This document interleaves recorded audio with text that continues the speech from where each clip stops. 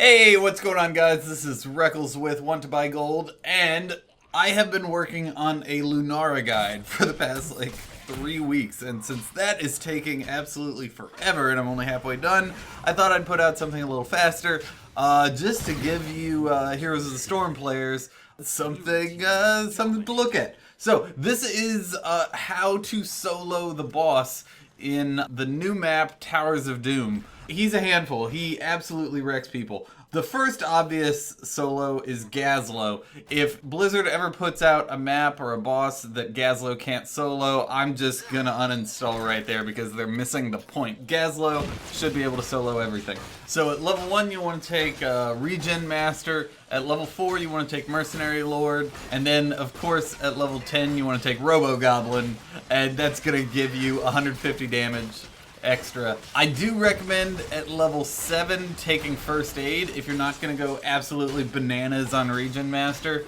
because this guy hits like a truck.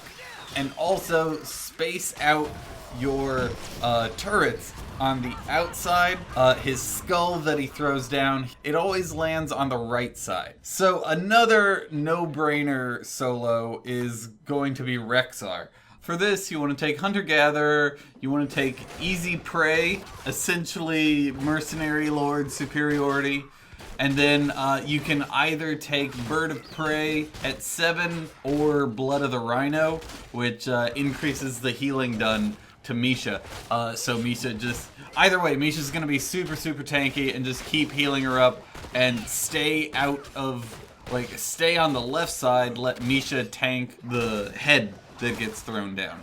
Now, I know what you're thinking now. You're saying to yourself, hey Reckles, even though block only includes hero basic attacks, aren't there heroes that have talents that include non-hero basic attack blocks? So couldn't heroes like Illidan or Johanna essentially have Mercenary Lord if they could block this guy's attacks? The answer is no. They die pretty much instantly, and it's pretty miserable to grind out the levels and test it and then instantly die.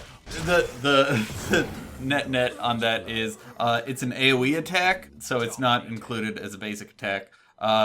Good thought though. I'm glad we're on the same page. But yeah, his attack does percentage health based damage, as many Cho players found out when they went in to go solo this. So the question is, could a Murky solo?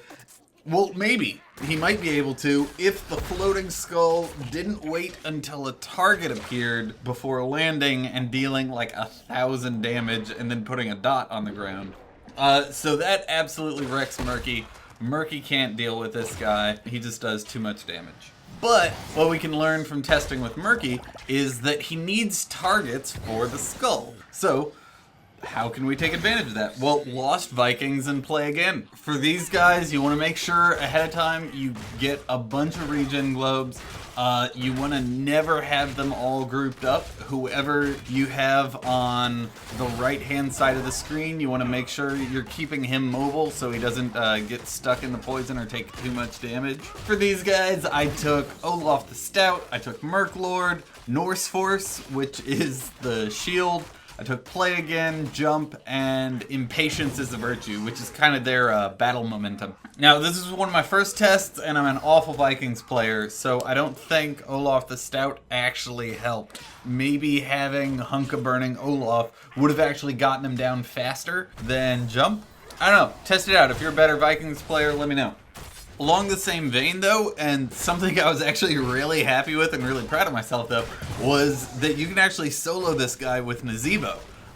Just because he can throw down so many things that can tank the damage for you, and you just chip away with your auto attacks and your little spiders and toads. So for this, I took Death Ritual, of course. I took Mercenary Lord. I took Fresh Corpses at level 7. This reduces the cooldown on your zombie wall and lets you essentially zombie wall, run away, kite him around a little bit, and then throw down another zombie wall. I took the Gargantuan at level 10, and then at level 13, I took Dead Rush. And as soon as you hit level 13, that's when you go and you do it. If you wait any more than that, he just gets too strong, and he can start one-hitting all of your spawns. And then there's the man who should come as no surprise for being able to solo this boss, Azmodan, the Lord of Sin himself. So the talents you want to take here are Master of Destruction, so decreasing the mana cost of your laser.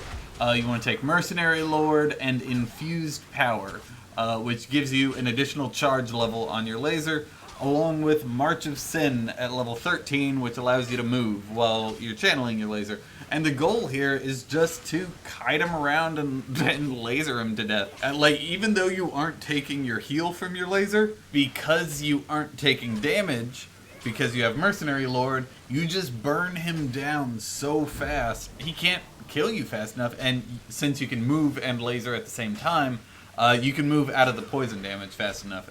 So Azmodan comes as no surprise to y'all, but someone who may come as a surprise for not being able to kill him is Sonya.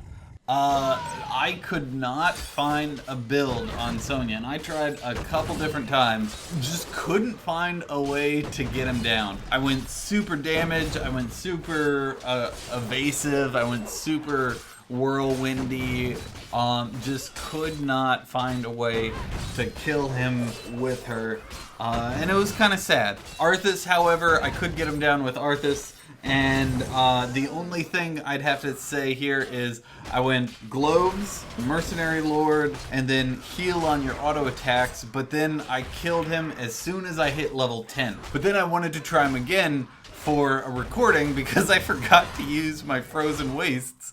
I forgot to use the E, so I figured that was dumb. But then when I tried him again, it was already level 13. And at level 13, he just did so much damage to me that I couldn't kill him again. So I think that's worth noting on Arthas, that if you wait too long, he's just gonna wreck you. Do it between level 7 and level 10. And finally, we're gonna get into two heroes that you may not expect to be able to kill the boss, since they don't have Mercenary Lord or any superiority type talent. Zagara can kill the boss just because she can put down so many things. If you take the talent where her roaches take 30% less heroic damage, and then you take battle momentum, you can always have roaches down on the battlefield if you play your cards right. And also, he will target, and the skull that does 2,000 damage a hit will target your Nidus Worm if you're in a tight spot. And this is a map where Nidus Worm is not necessarily a bad pick. So, food for thought. And then the final and the most bullshit hero that can solo this boss is Li Li. Because Li Li. That's it. Thanks for watching, guys. I hope you enjoy.